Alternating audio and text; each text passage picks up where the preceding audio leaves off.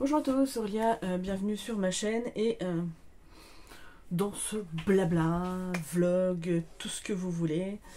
Donc, on va commencer par ce qui vous intéresse sûrement en premier. Je suis dans Lockdown Abbey de Bess Cowan Erskine, donc c'est chez J'ai lu. Donc on est dans les années 1930 en Écosse. Donc on est dans un manoir, le manoir d'Inverkillen. Enfin, des Inverkillen, parce qu'en fait c'est les gens qui habitent dedans. Hein. Mais donc le domaine s'appelle Lockdown Abbey. Donc dans cet endroit, vous avez plusieurs personnages. Donc vous avez la famille Inverkillen et leur domestique. Donc, en gros, la famille, je vous la fais un petit peu courte, mais il y a Lady Georgina qui est la grand-mère, en fait. Ses deux fils, et ça, c'est ça. Ses deux fils et sa fille, donc en fait, il y a Hamish.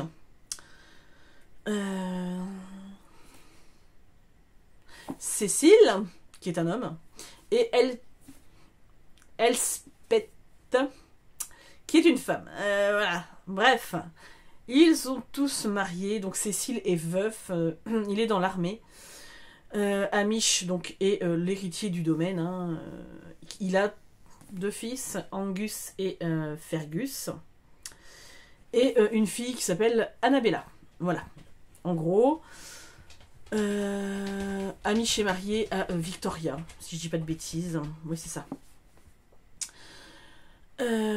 Et en fait, ils ont une distillerie de whisky qui ne marche pas très bien, puisqu'en fait le whisky n'est pas très bon, clairement. Donc il y a un petit peu des brouilles entre les deux frères, donc entre Angus et Fergus, puisque Angus, je crois qu'il veut continuer la distillerie, et Fergus voudrait, entre guillemets, que les choses changent. Donc ils ont aussi un... Je crois que c'est de ça que Fergus s'occupe. Un élevage de saumon, je sais plus quoi, enfin bref. Ça a pour l'instant très peu d'importance dans l'histoire. Et en fait, donc on est dans l'aristocratie écossaise, anglaise, puisque bon, il y en a certains qui viennent d'Angleterre. Un qui est français d'ailleurs, aussi. Et donc tout ce petit beau monde se retrouve pour un bal et ils reviennent chez eux. Voilà. Où il y a des tensions. Alors vous êtes un peu dans un Hercule Poirot, hein, comme dans un Agatha Christie, ça fait vraiment un petit peu ça. Ou mais même Downton Abbey, si vous avez vu la série, vous êtes là-dedans, avec les petites brouilles de famille. Mais on va retrouver Hamish, mort. Alors il était allé pêcher, après avoir discuté avec ses fils. Désolée, je tousse toujours. C'est une catastrophe. C'est pas grave.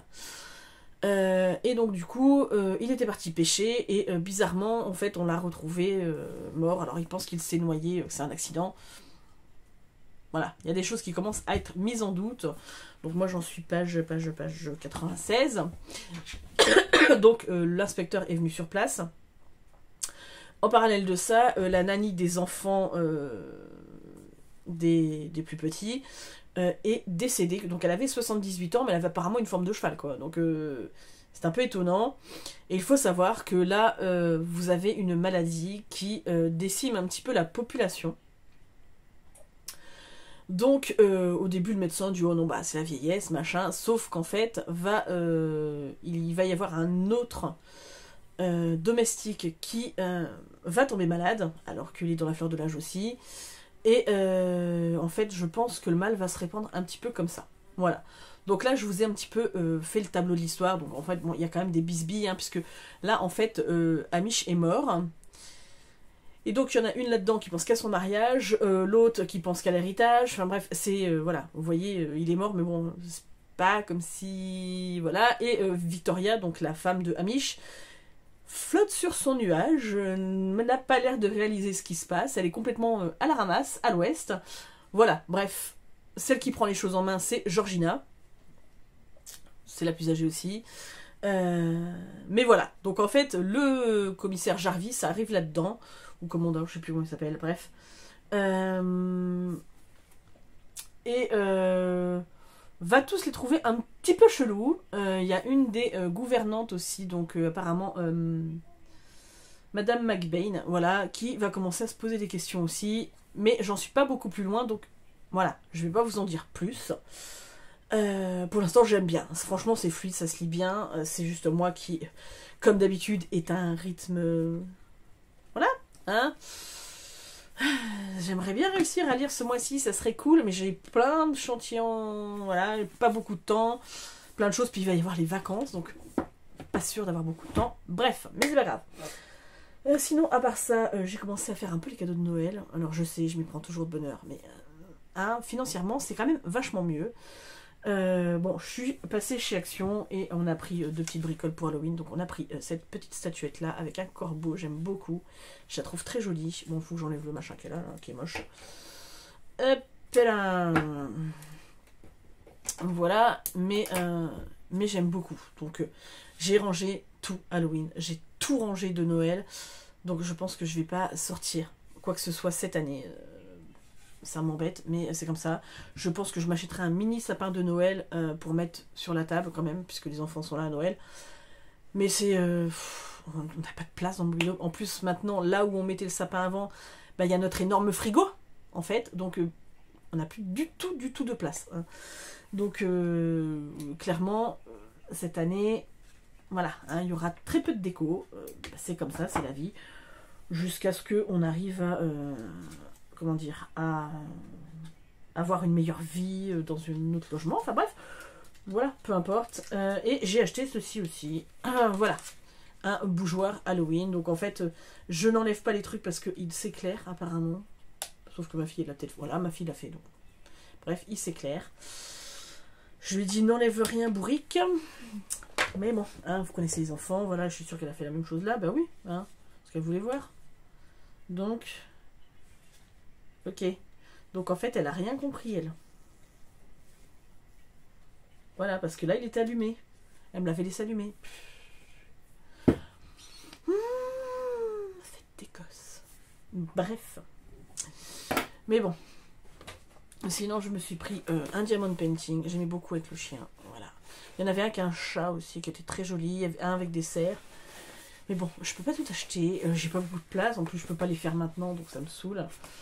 Mais clairement, je le trouvais trop joli. Donc, je l'ai pris.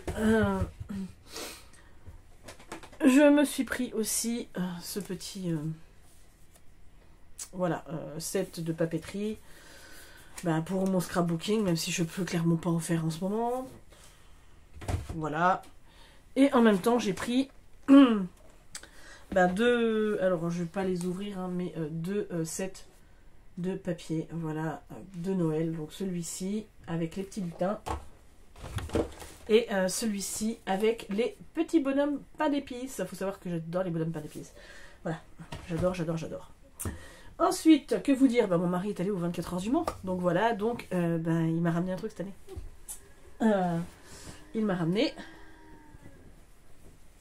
voilà, je vous la montre, hein, ma veste avec, voilà, je peux y arriver. Donc devant il n'y a rien, mais voilà, ils ont changé de fournisseur. Mais voilà, j'ai ma belle veste avec la femme loup, elle est trop belle, je l'adore. Voilà. Elle est magnifique. Et lui, il a ramené, alors désolé parce que ma chienne, elle a bouffé les cartons. Heureusement, elle les a pas abîmés, mais bon, bref. Donc, il a ramené, voilà, plaque avec une Mustang. Voilà, bon, on adore les Mustangs, donc voilà, forcément. Il a ramené, hop, on va essayer d'y arriver. Voilà, donc, hop, cette plaque là, ça sera très bien quand on va aménager un jour chez nous. Il a ramené cette plaque là, voilà. Donc comme tous les ans, ils achètent une plaque, tous la même, et ils se la signent. Donc voilà, pour dire telle année, voilà, donc les 24 heures du Mans de telle année. Voilà, et il a craqué sur celle-ci, qui est vraiment très belle. Voilà. Donc vous voyez, ma chienne a bouffé le carton. Hein. Bref, et en cadeau, il a eu, bon après avoir acheté tout ça, j'ai envie de vous dire, il faut bien avoir un cadeau, il a eu cette plaque-là. qui est très très belle aussi, clairement, voilà. Donc je pense qu'ils ont bien compris là-bas qu'il aimait les loups, hein, bref. Mais bah, du coup ça nous fera de la déco quand il aura sa pièce, ça sera très bien. Voilà, bah, sinon j'ai pas grand-chose de plus à vous dire, hein. J'essaye de lire Lockdown Abbey le plus vite que je peux. Mais voilà, j'ai plein de trucs, et puis ben... Et puis j'ai toujours cette fatigue qui ne part pas. Donc ça me fatigue. Voilà. Mais bon, bref, je voulais vous prendre quand même un petit peu. J'espère que je vous reviendrai très vite par ici pour vous parler de la suite de mon roman. En attendant, j'espère que vous allez tous bien, que l'automne est un peu clément chez vous. Alors chez nous, c'est par moments de la grosse pluie. Et puis bah, des fois, il refait beau, il refait chaud. Voilà, sinon, bah, quoi dire... On a regardé Mercredi Adams avec ma fille, toute la série. Hein, chérie? Hein? Ouais. Regarde, tu peux regarder. Allez, cheveux en pétard. Arrête, Vaya. Vaya, du chrono. Ah, t'as montré les machins. Ah, arrête. Le machin d'Halloween que j'avais mis. Oui, mais t'avais laissé celui-là allumé. Hein. Vaya! Ah bon? Oui, celui-là, tu l'avais laissé allumé. Alors, regardez, qu'est-ce que j'avais acheté? Non, qu'est-ce que maman a acheté? Qu'est-ce que maman a acheté? Ouais. Moi, j'ai rajouté des gommettes. Des petits. Voilà, voilà, bah écoutez, en espérant que vous allez tous bien, à tout de suite pour vous et beaucoup plus tard peut-être pour moi. Alors, je vous retrouve, on est... je sais même plus, le 4 octobre, voilà, ça y est, je viens de le retrouver, en plus je viens de le noter, hein. Non mais... Voilà, bref, c'est pas grave. Donc j'ai avancé dans Lockdown Abbey. Alors, c'est bien, sauf qu'en fait, vous imaginez ça, là, tout ce que je vous montre ici, c'est un chapitre. Voilà. J'ai arrêté, bah, hier, je suis arrivée pile poil au mois de... Donc là, on était au mois d'avril, au mois de mai, quand ma fille sortait de l'école. Donc, voilà. Puisque je lis principalement en l'attendant, hein, puisque j'arrive toujours un quart d'heure, 20 minutes avant à l'école, pour trouver de la place où me garer. Voilà, on a un peu toutes les pareilles quand on peut, bah, quand on peut. Hein, parce que c'est pareil, cette semaine, il y a un jour, je suis arrivée 5 minutes avant, puisque j'étais avant mon action Pôle emploi. Alors oui, j'ai mes mitaines, oui, j'ai mon pilou-pilou, je me pelle. Là, je regarde, il fait 10 degrés dans le mobil-home.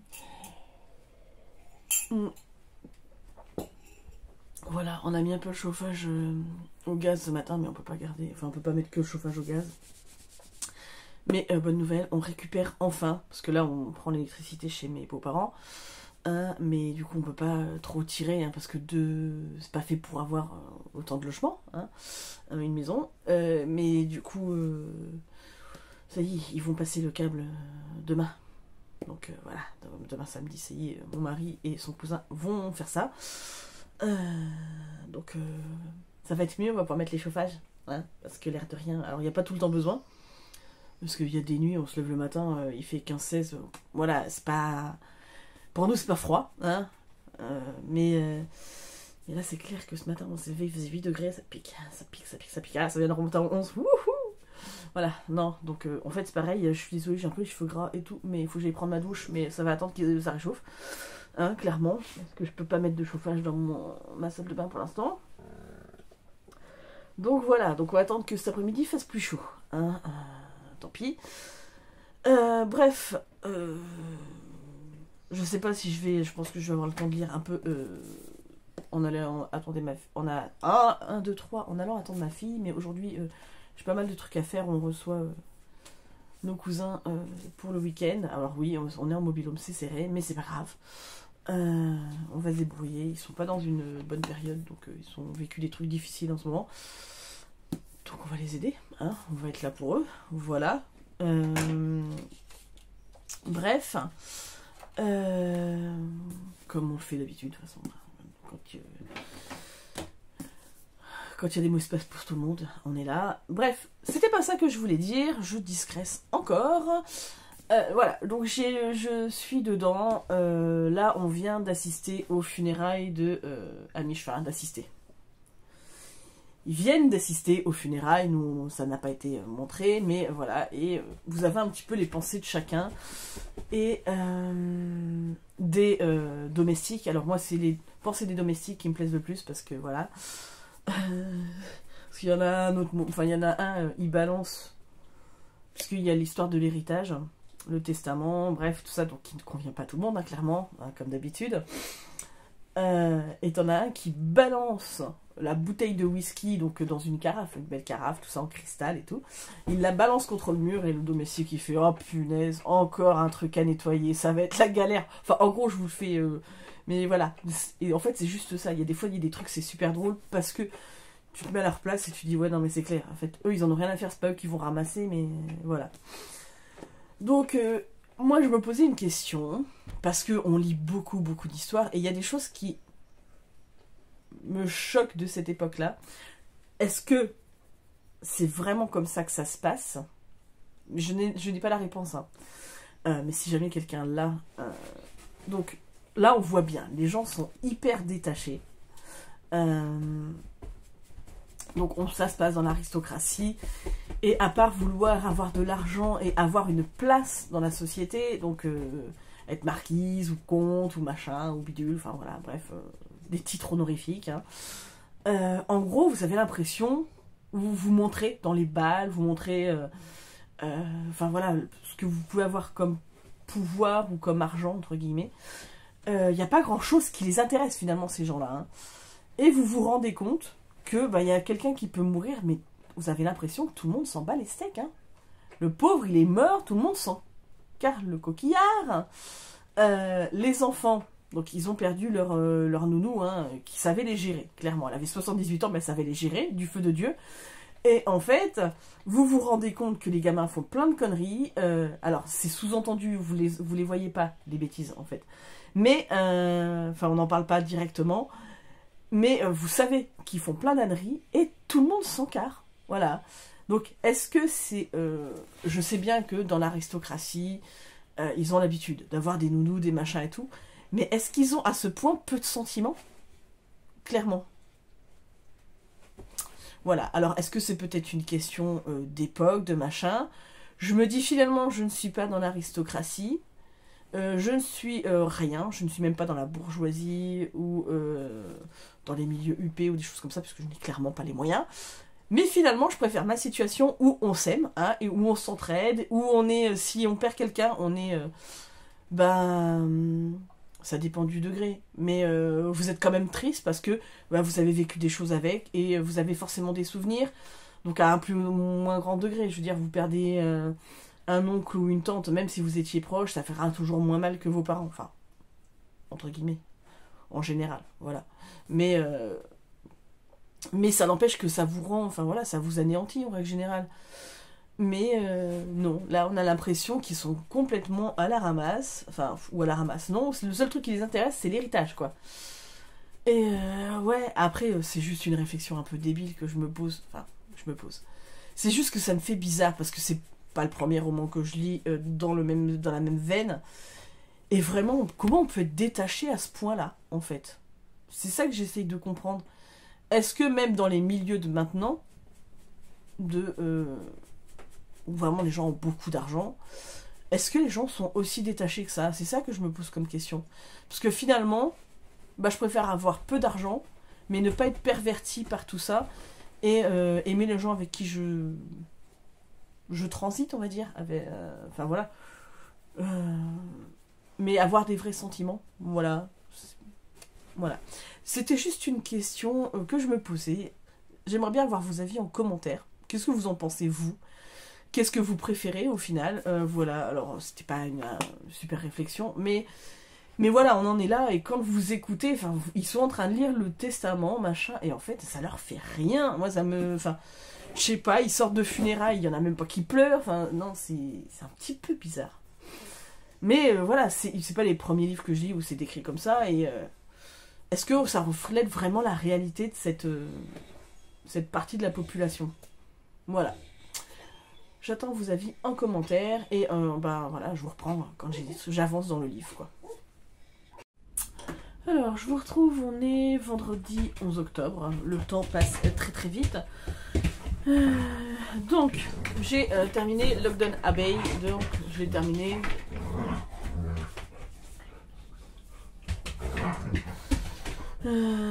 Mardi, je crois. Ouais. Oui, mardi, puisque... comment dire, j'avais presque fini, mais il fallait que je fasse à manger. Donc il me restait une 40aine de pages, j'étais dégoûtée, et en fait donc je l'ai fini pendant qu'il y avait programme télé quoi du soir. Alors j'ai bien aimé la façon dont se résout l'histoire, je trouvais ça trop bien. Je suis désolée pour les chiens qui ne font que de se jouer là, ça m'énerve. C'est bon, hé, Sky, Vaya, c'est bon. Et donc du coup, ouais, j'ai bien aimé la résolution qui n'est pas forcément celle à laquelle on s'attend. Après, j'avais commencé à me poser des questions, mais j'étais pas du tout arrivée à cette conclusion-là.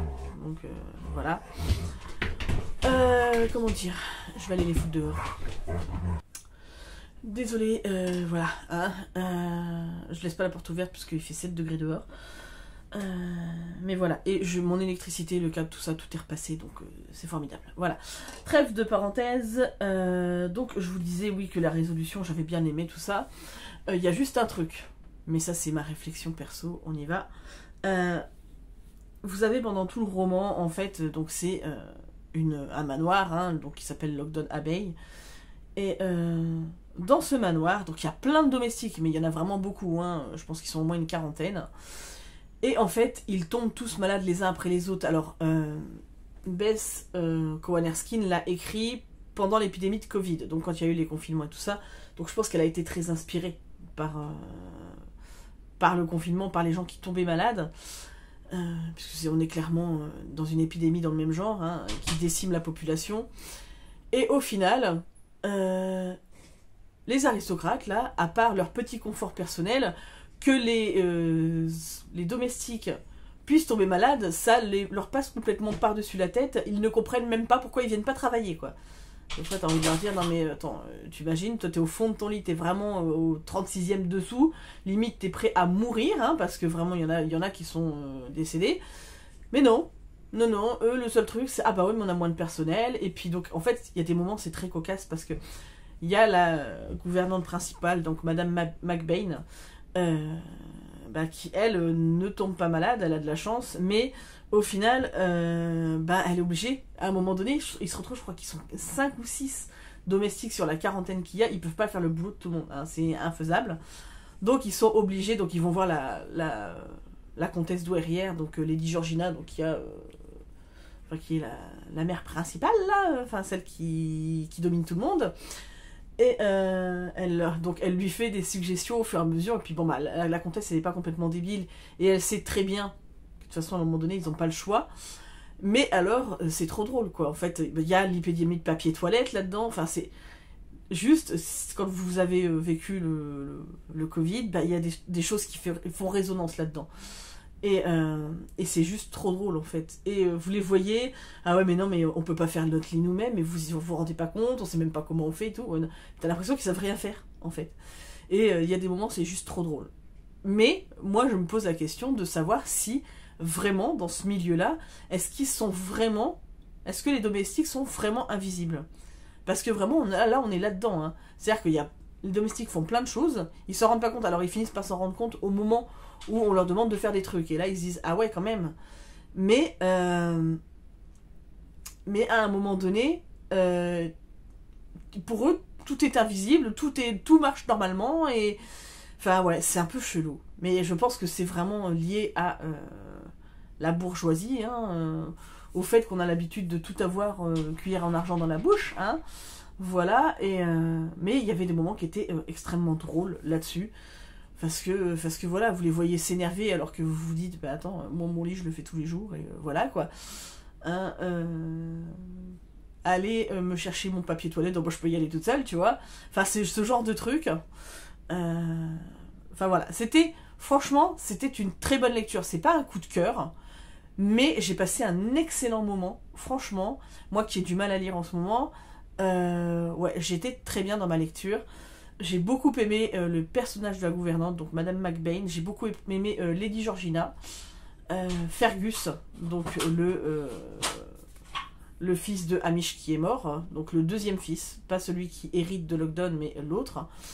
Et Iris, qui est la pupille, en fait, de Lockdown Abbey. Hein. Franchement, ouais, il y a toute une galerie de personnages, même certains domestiques et tout ça, qui étaient très drôles. Enfin, vous les voyez, c'est vraiment tous les travers de la société aristocrate de l'époque.